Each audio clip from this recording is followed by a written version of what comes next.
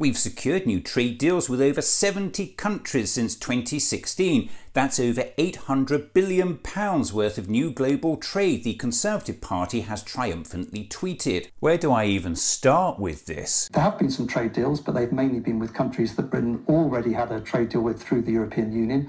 Most of these deals were already in place before Brexit and have just been rolled over from when the UK was a member of the EU.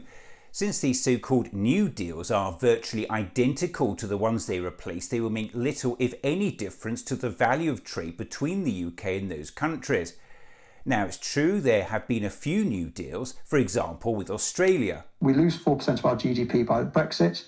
We gain 0.08% by the government's own estimate through this trade deal with Australia. Not exactly a cause for celebration. And then there's the trade deal with New Zealand. British farmers have reacted with shock to the terms of a new free trade deal with New Zealand. The deal will see Kiwi meat imported without tariffs, and farmers in the UK say they get nothing in return.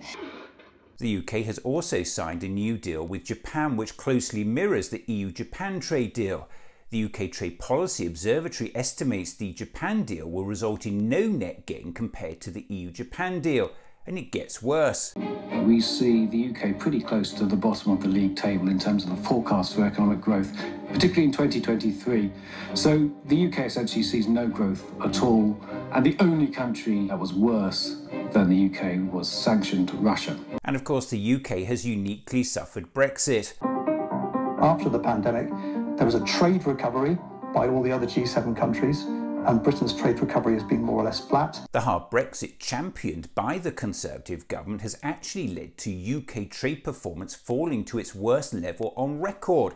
Business investment trailing other industrialised countries, and lost output estimated to be worth about £100 billion a year. Leaving the European Union is the most fantastic opportunity of the United Kingdom. There was going to be an extra cost to fish fingers.